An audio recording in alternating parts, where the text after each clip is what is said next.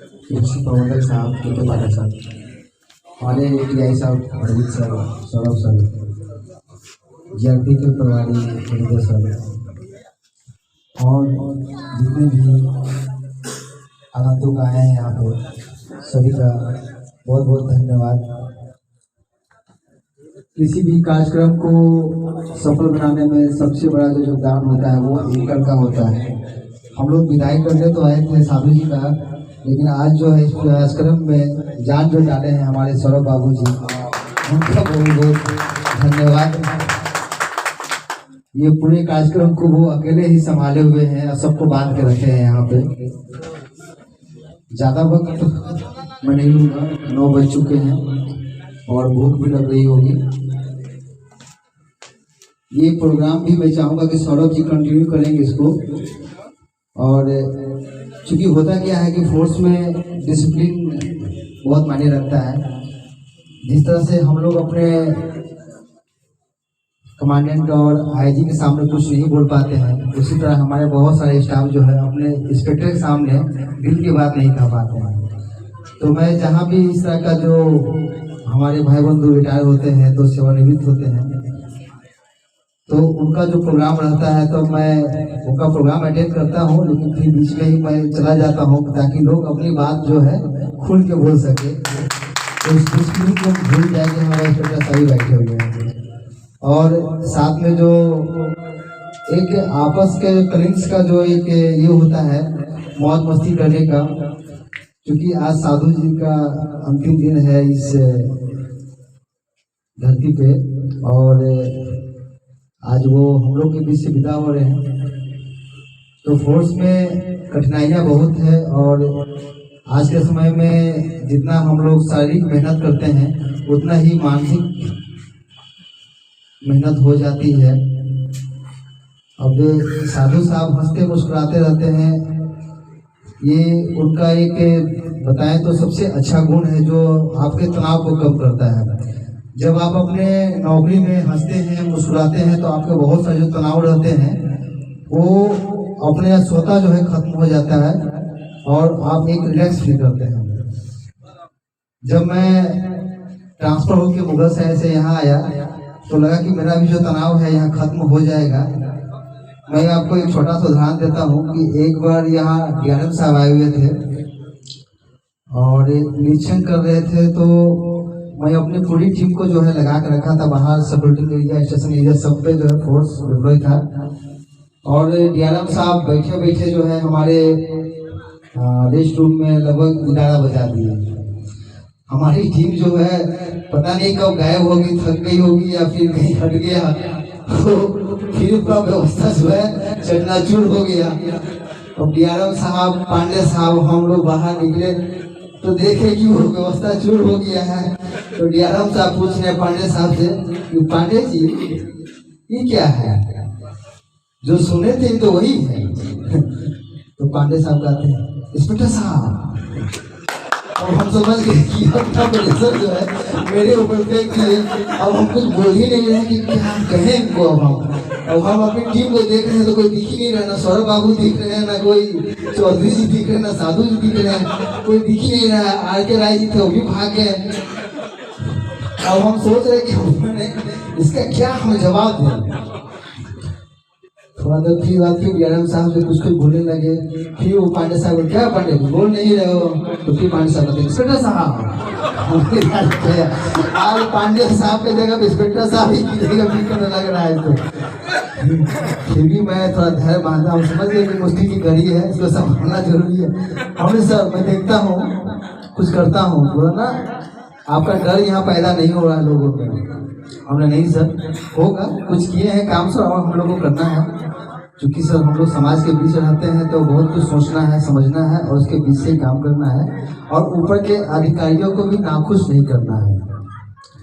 तो फिर जो भी हमसे बना हम बताया कि सर ठीक है हम लोग करेंगे काम, सर साथ में मिलकर करते हैं। उसके बाद हम समझ गए कि जो है वो परेशानी जो है लगता है ये हमने मुगल सराय हो या सासाराम में जहाँ भी हो कम होने वाला नहीं है।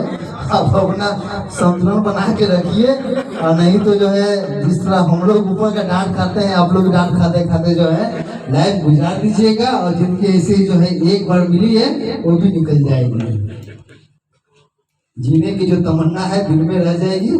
इसीलिए भाई साहब जो जहाँ है जैसे हैं आप अपनी जिंदगी को जी लीजिए। नौकरी चलती रहेगी, कटती रहेगी, इसके पीछे मत भागिएगा। ये साधु जी में बहुत बड़ा ये हमने देखा कि ये कठिनाइयों में भी घबराए नहीं, और हमेशा जो है ये हम लोग को ढांढस बताया कि सर हो जाएगा ना, देखा जाए, कर लेंगे ना, हो जाएगा। तो अनुभव जो है वो आपको 2 दिन में या 4 दिन में नहीं आ सकता। भले मैं इनसे सीनियर हो सकता हूँ, इनका मैं इंस्पेक्टर हो सकता हूँ, लेकिन अनुभव के मामले में ये हमसे ज़्यादा ऊपर हैं, और इनको विभाग की हमसे ज़्यादा जानकारी है, रेलवे के बारे में हमसे ज़्यादा जानते हैं, कहाँ क्या दिक्कत होता है नहीं होता है, ये हमसे बेटर ये जान सकते हैं। अब चूंकि ये हम लोग के बीच से चले जा रहे हैं, क्योंकि अभी जो सौरभ बताएगी इनके चले जाने पे जो हम लोग को बहुत दुख होगा। सही बात है, कोई भी योद्धा जो जाता है युद्ध में लड़ने के लिए, तो सेनापति चाहता है कि हमारे अच्छे अच्छे लोग जो है हमारे अगल बगल रहे, ताकि हम लोग युद्ध को जो है जीत सके। तो ये भी एक योद्धा थे जो हम लोग के बीच से जा रहे हैं। रही बात वर्दी की, तो वास्तविकता यही है कि जब तक आपके शरीर पे वर्दी रहती है तो लगता है कि आप पूरी दुनिया जीत सकते हैं।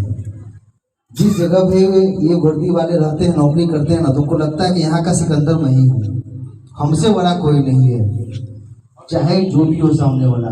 लेकिन जब वर्दी शरीर से 40 साल बढ़ने के बाद उतरती है ना, तो बड़ा दुख होता है। जब वर्दी भी नहीं है तो है क्या, हमारा अस्तित्व क्या है, क्या मुझे लोग जानेंगे, क्या कहेंगे।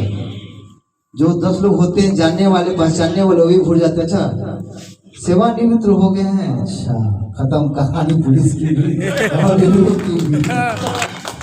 तो जिनको भी ये वर्दी मिला है, इस यूनिफॉर्म की कदर कर ले भाई साहब। इसके जाने के बाद जो है फिर समाज में जो है बहुत बुरे दिन आते हैं। चलिए ये सब होते रहेगा, प्रोग्राम आपका चलता रहेगा।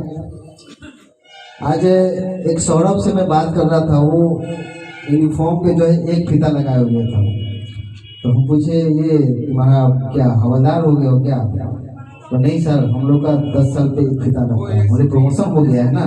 तो नहीं सर, प्रमोशन नहीं हुआ है सर, 10 साल होने पे हम लोग लगा देते हैं। हम लोग 10 साल के बाद एमएससी भी मिलता है ना। तो हाँ सर, हमने वाह ये प्रमोशन हुआ ना। तो हमारे विभाग में थोड़ा सा प्रमोशन का जो है वो बहुत ही मतलब उसका ये लेवल बहुत अच्छा नहीं कर सकते हैं। एक हमारा अगर सिपाही को मतलब एक स्टार भी लेना होता है तो उसके लिए बहुत मेहनत करना पड़ता है, और उसको करीब 20 से 30 साल का जो है अनुभव देना पड़ता है विभाग में, तब उसको मिल पाता है। और हमारे साधु जी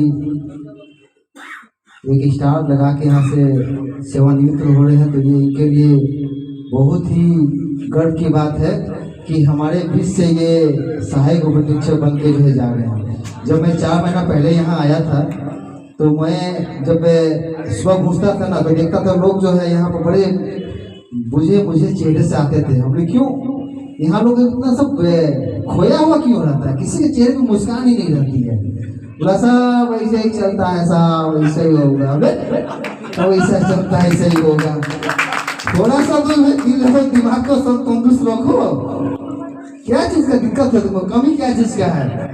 इतनी अच्छी सैलरी, इतनी अच्छा तुमको नौकरी, रेलवे की सारी सुविधा, छुट्टी, और ऊपर से यूनिफॉर्म, क्या दिक्कत क्या, समस्या क्या है? फिर भी धीरे धीरे जो है यहाँ के लोगों में मानसिकता मैंने चेंज करने का प्रयास किया। अब देखता हूँ तो थोड़ा आता हूँ तो देखता हूँ लोग थोड़ा खुश रहते हैं और हंसते मुस्कुराते रहते हैं। तो ये अच्छा लगता है कि अगर अपने बीच का परिवार हंसे मुस्कुराए और थोड़ा सा खुल के बात करे, तो लगता है कि हाँ हमारा परिवार मतलब जिंदा है और चल रहे हैं, हम लोग जी रहे हैं जिंदगी को। मैं सुनता था कि पहले रावत साहब आते थे तो वो मतलब इतना करके आते थे, किसी से बात के तो लगता था कि पता नहीं लोगों में डर बना हुआ कि इंस्पेक्टर जो है बहुत खतरनाक जीव है, लोग देख के भागता है। ऐसा नहीं है, डिसिप्लिन से सब लोग बंधे हुए हैं, लेकिन इसी में हंसना है, बोलना है, जिंदगी को भी जीना है और वह सब नौकरी भी करना है। तनाव आएंगे जाएंगे, इससे हम लोग भागेंगे नहीं। जो हमें चुनौतियां दिया गया है